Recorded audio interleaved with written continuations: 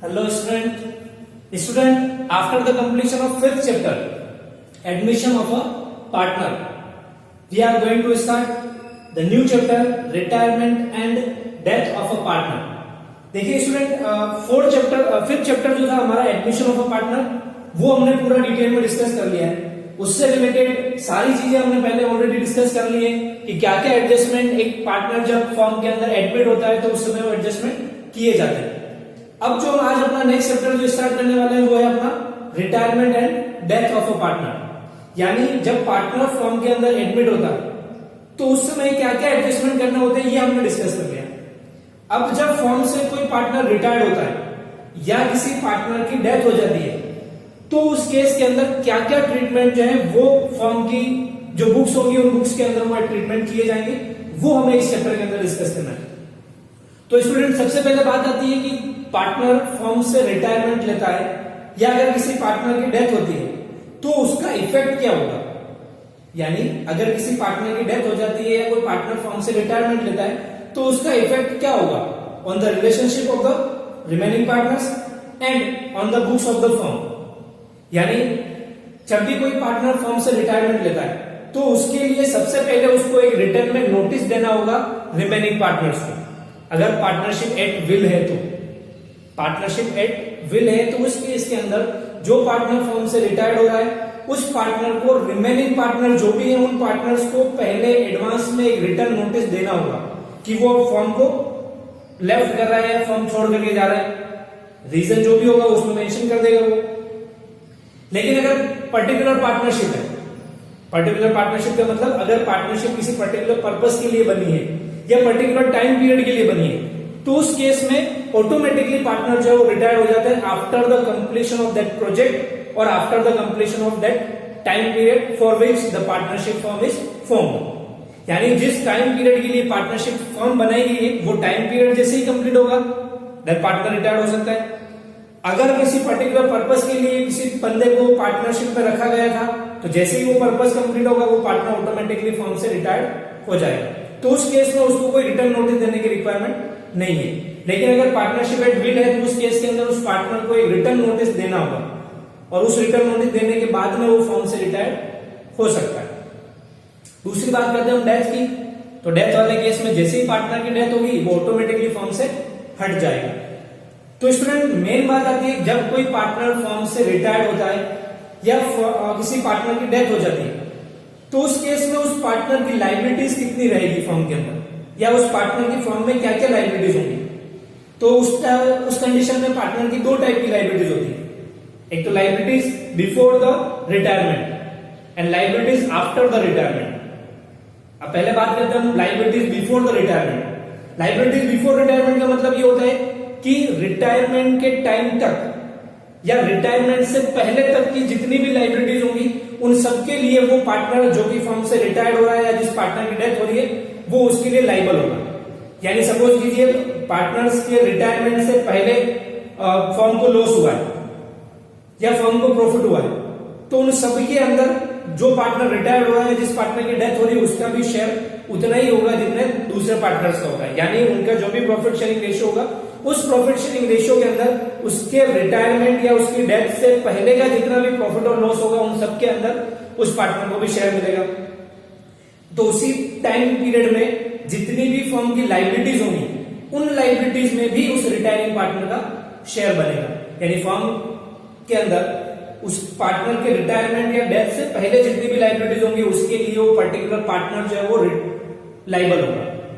First is clear, before the retirement of a partner.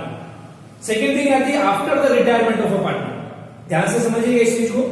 जैसा कि हम कह रहे हैं कि किसी भी पार्टनर की फर्म के अंदर लायबिलिटीज तब तक होती है जब तक वो फर्म के अंदर पार्टनर है। लेकिन बहुत सी बार ऐसा होता है कि उस पार्टनर के फर्म से रिटायर होने के बाद भी अगर कोई फर्म की लायबिलिटीज है तो उसमें भी उस रिटायरिंग पार्टनर को जिम्मेदार ठहराया जा सकता है या उस पार्टनर की लायबिलिटीज बनती है।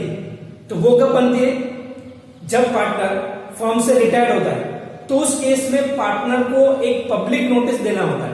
एक रिटर्न में पब्लिक नोटिस देना होता है कि भाई मैंने इस फर्म को लेफ्ट कर दिया है या मैं इस फर्म से रिटायर्ड हो चुका हूं और इस फर्म की अब जो भी लायबिलिटीज होंगी उसमें मेरा किसी टाइप का कोई राइट नहीं होगा या मेरी कोई लायबिलिटी उसके अंदर नहीं होगी।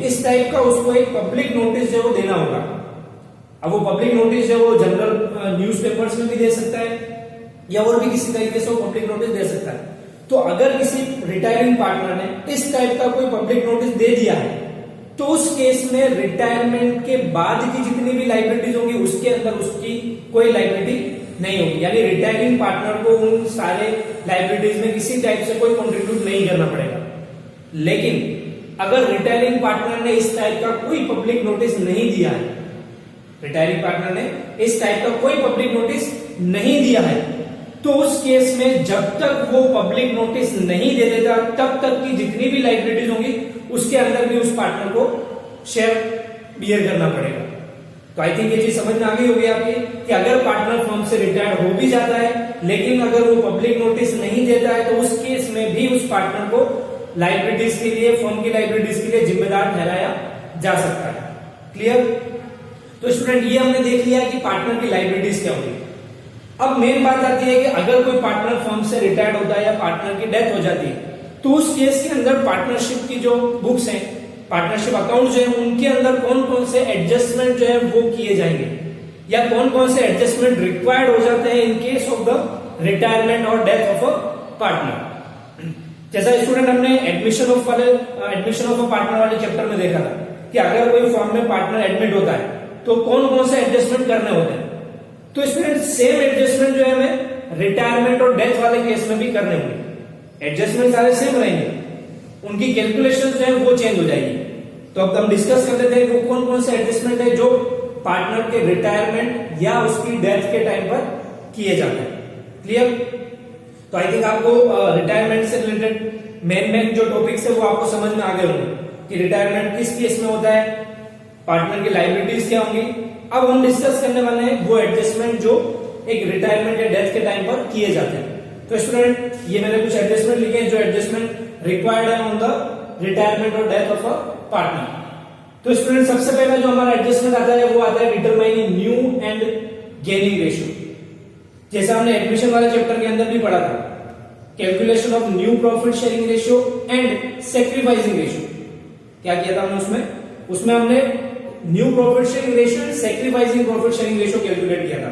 लेकिन जैसा कि अभी हम पढ़ रहे हैं रिटायरमेंट, तो रिटायरमेंट के टाइम पर जो हमारा प्रॉफिट शेयरिंग रेशियो कैलकुलेट करने होंगे वो तो होगा एक तो हमारा न्यू प्रॉफिट शेयरिंग रेशियो और दूसरा हमारा गेनिंग प्रॉफिट शेयरिंग रेशियो। क्योंकि देखिए स्टूडेंट, जब कोई पार्टनर फर्म के अंदर, एक नया पार्टनर फर्म के अंदर एंटर होता है तो जो पहले वाले पार्टनर्स हैं वो अपने शेयर में से कुछ शेयर उस पर्सन को देते हैं। क्या करते हैं? जब कोई नया पार्टनर फर्म में आता है तो पुराने पार्टनर अपने शेयर में से कुछ शेयर नए पार्टनर को देते हैं, तो इसलिए वो सैक्रिफाइस कर रहे थे। तो इसलिए हमने एडमिशन वाले चैप्टर के अंदर क्या पढ़ा था? सैक्रिफाइसिंग रेशियो कैलकुलेशन देखी थी। लेकिन अब क्या होगा, जैसे सपोज कीजिए ऑलरेडी 3 पार्टनर्स हैं, A, B and C. B retired हो रहा है फर्म से, अब रिमेनिंग कितने बचे अपने पास में? ए और सी, 2 partners.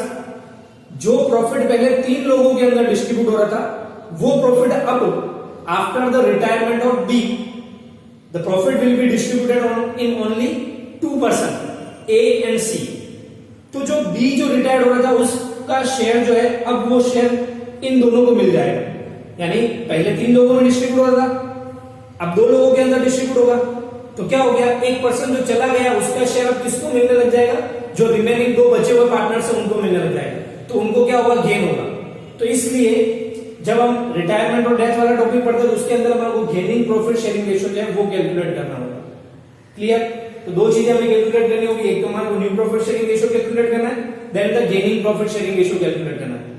Gaining profit sharing ratio का फॉर्मूला आप सभी को पता ही है। गेनिंग का रेशियो का फॉर्मूला क्या है? New minus old profit sharing ratio. New profit sharing ratio minus old profit sharing ratio करेंगे तो गेनिंग रेशियो आ जाएगा। खैर ये चीजें हम बाद में डिस्कस करेंगे डिटेल में, लेकिन फर्स्ट एडजस्टमेंट जो होता है वो होता है for the determining new profit sharing ratio and gaining profit sharing ratio. Clear? Second treatment, adjustment of goodwill. देखिए स्टूडेंट, ये ट्रीटमेंट आपके इससे वाले पहले वाले चैप्टर में भी था, एडमिशन वाले चैप्टर में भी, चेंजिंग प्रॉफिट शेयरिंग रेशियो वाले चैप्टर के अंदर भी ये ट्रीटमेंट था। Determining adjustment of goodwill. Goodwill की कैलकुलेशन आप पढ़ चुके हैं। एडजस्टमेंट ऑफ गुडविल क्या होगा? जब फर्म के अंदर नया पार्टनर एडमिट होता है तो वो गुडविल लेकर के आता है। यानी गुडविल के लिए जो भी पर्टिकुलर अमाउंट होगा या जो भी एसेट्स होगी वो लेकर के आएगा।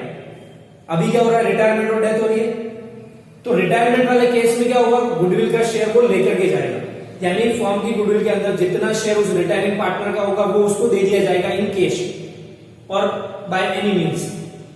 तो वो शेयर वो लेकर के जाएगा, तो उसका शेयर कितना होगा, कैलकुलेशंस कैसे की जाएगी, ट्रीटमेंट क्या होगा, वो सारा हमारे को देखना है एडजस्टमेंट ऑफ गुडविल के अंदर। क्लियर?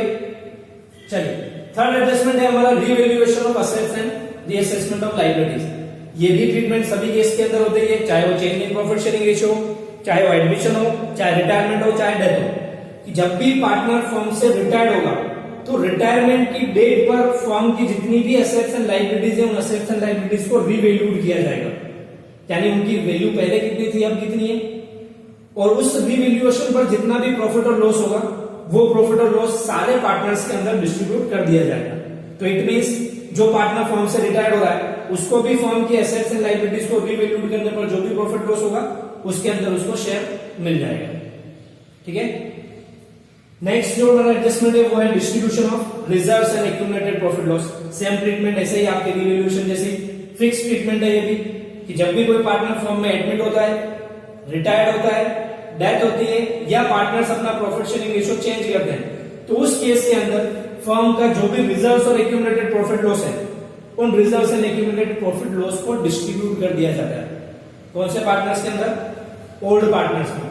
कौन से रेशियो में, ओल्ड रेशियो के अंदर। तो हमेशा ध्यान रखना रिवैल्यूएशन और एक्यूमुलेटेड प्रॉफिट लॉस की डिस्ट्रीब्यूशन की जो एंट्रीज होती है वो ओल्ड पार्टनर्स के अंदर होती है, ओल्ड प्रॉफिट शेयरिंग रेशियो के अंदर। ये चीज मैं पहले आपको बोल चुका हूं, old partner, old ratio, old item, तो अपने को ट्रीटमेंट इनका करना पड़ेगा दोनों का, तो इन दोनों का ट्रीटमेंट।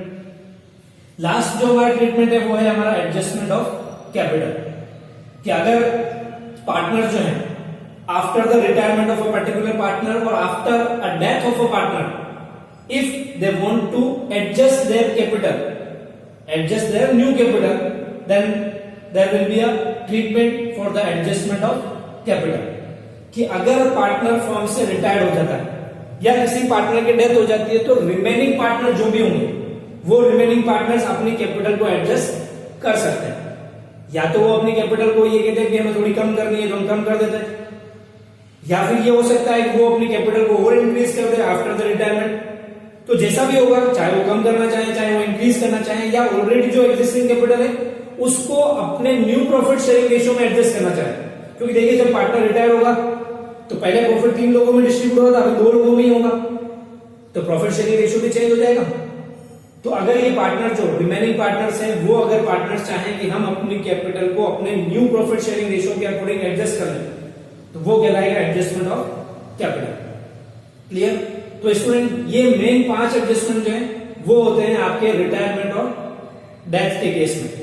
तो अब हम सिंगल इन एडजस्टमेंट को देखेंगे कि इन एडजस्टमेंट का ट्रीटमेंट जो है वो इस चैप्टर के अंदर कैसे किया जाता है। वैसे कुछ एडजस्टमेंट ऐसे हैं जो आप ऑलरेडी पढ़ चुके हैं और उनके ट्रीटमेंट के अंदर कोई चेंजेस नहीं है, तो हम अब जो नेक्स्ट वीडियोस होंगे उनके अंदर देखते हैं किन के अंदर चेंजेस होंगे, किन में नहीं होंगे, क्या एडजस्टमेंट हमारे को इससे रिलेटेड करने होंगे, वो सब हमारे इंडिविजुअल वीडियोस होंगे आगे हम उनके अंदर डिस्कस करेंगे।